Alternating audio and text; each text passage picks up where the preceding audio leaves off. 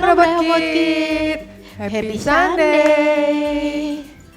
Oke, sekarang kita mau memuji Tuhan, kita mau bersukacita bagi Tuhan. Semuanya udah siap memuji Tuhan? Oke.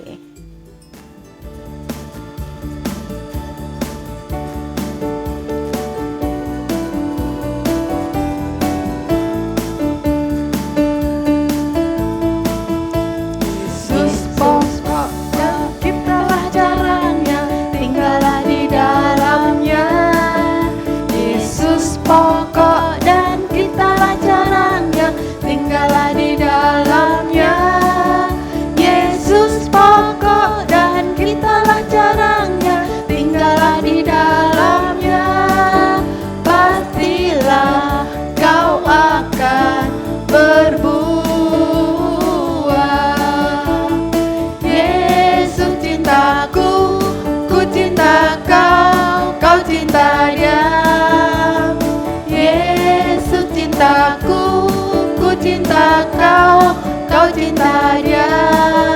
Yesus pokok dan kitalah caranya, tinggallah di dalamnya. Yesus pokok dan kitalah caranya, tinggallah di dalamnya. Yesus pokok dan kitalah caranya, tinggallah di dalamnya.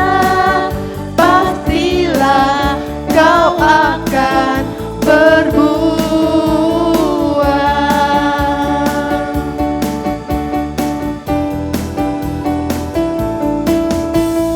I love you, Jesus, deep down in my heart. I love you, Jesus, deep down in my heart. Think about deep down, deep down in my heart. Talk about deep down, deep down in my heart. Aku cinta Yesus dalam sekali. Aku cinta Yesus dalam sekali. Cintaku dalam sekali. Cintaku dalam sekali. Puji Tuhan, kita cinta Yesus semakin dalam dan semakin cinta Yesus. Nah, adik-adik, kita sebentar kita mau belajar firman Tuhan. Yuk kita mau menyembah Tuhan dengan pujian kita.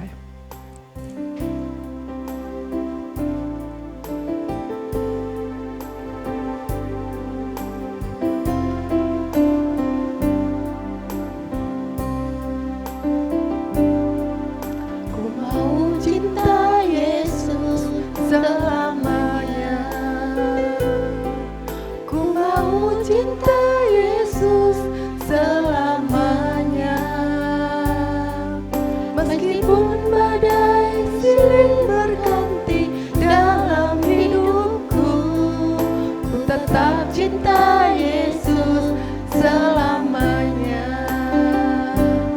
Ya Bapa, ini aku anakmu, layakkanlah seluruh hidupku. Ya Bapa, ini aku anakmu, pakailah sesuai dengan rencanamu. Ya Bapa, ini aku anakmu, layakkanlah seluruh hidupku. Ya Bapa, ini aku anakmu, pakailah sesuai dengan rencanamu. Amin. Yuk adik-adik kita lipat tangan, kita mau berdoa bersama-sama. Tuhan Yesus yang sangat baik, Kami mengucap syukur pada saat hari ini kami sudah naikkan pujian kami naikkan syukur kami karena Tuhan Yesus sangat baik untuk setiap kehidupan kami. Tuhan, kami juga rindu untuk belajar firman Tuhan saat ini.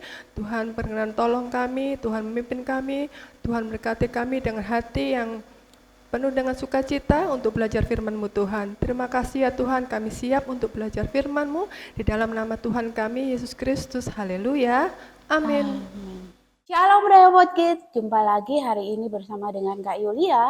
Kita akan mendengarkan cerita firman Tuhan yang terdapat dalam Kejadian 40. Kejadian pasal 40 ya adik-adik, ayat 1 sampai 23. Adik-adik boleh membacakannya di rumah ya.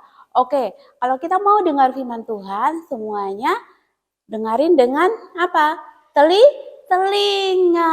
Oke, semuanya udah siap untuk dengar firman Tuhan? Oke, Kak Yulia yakin semuanya sudah siap mendengarkan firman Tuhan. Adik-adik, ada satu hari di mana kita tuh pernah mengalami hari yang menyenangkan dan hari yang tidak menyenangkan. Ada cerita Yusuf, seorang tokoh namanya Yusuf. Yusuf itu pernah mengalami hari yang sangat menyenangkan.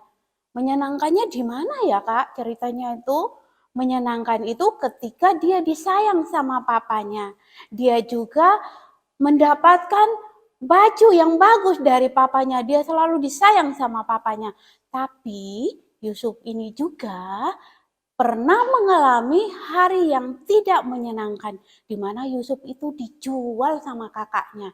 Dijual sama kakaknya, kemudian dia juga dijual lagi oleh Potifar. Jadi kakaknya jual Yusuf itu ke Potifar, kemudian Potifar itu jual Yusuf lagi ke Raja Firaun. Jadi dia harus bekerja di istana Raja Firaun. Nah, pada suatu hari Yusuf itu tidak berbuat kesalahan, tapi dia dimasukin di dalam penjara. Nah, di dalam penjara itu dia punya dua teman. Namanya itu ada juru roti sama juru minum. Juru anggur. Dia itu juru minum itu biasanya menyediakan minuman untuk raja, dan juru roti itu biasanya menyediakan roti untuk raja. Tapi karena mereka buat kesalahan, akhirnya mereka dimasukin dalam penjara. Jadi Yusuf itu mempunyai teman di dalam penjara, namanya juru minum sama juru roti. Tapi adik-adik kalian tahu, pada suatu hari juru minum sama juru roti ini sedih. Kira-kira sedih apa ya? Mereka tuh bermimpi. Nah, kemudian juru minum itu mulai menceritakan mimpinya bahwa dia itu mempunyai 3 carang anggur yang baru bertunah dan bunganya itu baru keluar. Kemudian anggurnya itu diperas, kemudian dia mengambil gelasnya raja, kemudian airnya itu diberikan kepada Raja Firaun. Kemudian, bisa nggak ya si Yusuf itu bisa mengartikan mimpinya juru minum? Tentu bisa dong, karena Yusuf itu selalu disertai sama Tuhan. Akhirnya dia jadi pintar, akhirnya dia bisa mengartikan mimpinya siapa? Mimpinya juru minum. Juru minum bilang, aku bingung karena aku enggak tahu arti mimpi itu apa. Akhirnya Yusuf bilang gini, kamu enggak perlu takut. Bukankah Tuhan Allah bisa menjelaskan arti mimpi itu kepadamu? Bilang seperti itu. Akhirnya Yusuf mulai mengartikan bahwa dalam 3 hari Raja Firaun akan membebaskannya dan jadi juru minum lagi. Jadi dia boleh bekerja lagi sebagai apa? Pekerja di istana raja sebagai apa? Juru minum. Kemudian juru roti juga bermimpi. Dia itu lagi menjunjung 3 bakul berisi makanan untuk raja. Tapi tiba-tiba datanglah burung-burung itu memakan makanan itu di dalam bakul itu. Kemudian Yusuf bilang begini, Yusuf berkata bahwa dalam 3 hari Raja Firaun akan menghukum juru roti dengan apa? Digantung di tiang, dan burung-burung itu akan apa? Memakan dagingnya. Kira-kira sedih enggak? Pada waktu itu juru roti mengalami hal yang tidak menyenangkan. Kemudian juru minum itu apa? Mengalami hal yang apa? Menyenangkan. Nah, kemudian apa yang dikatakan oleh Yusuf kepada juru roti itu benar-benar terjadi. 3 hari kemudian juru minum dibebaskan, kemudian dia boleh bekerja lagi di istana raja sebagai juru minum. Tapi juru roti itu dia itu dihukum mati oleh raja. Kasihan ya. Tapi Yusuf itu berkata kepada juru minum, kalau engkau sudah keluar, engkau sudah dibebaskan, tolong sampaikan kepada raja bahwa aku ini tidak bersalah. Tapi adik-adik, juru minum itu tidak menyampaikan hal itu kepada raja, sehingga Yusuf itu tidak dibebaskan dari penjara. Adik-adik kalian mau tahu, ketika dari cerita ini, ketika Yusuf mengalami hal yang tidak menyenangkan, tapi dia masih peduli sama temannya. Waktu temannya susah, waktu temannya sedih, waktu temannya lagi bingung, dia apa? Menolong. Dengan cara apa? Menolong mengartikan apa? Mimpi dari setiap pekerja juru minum sama juru roti.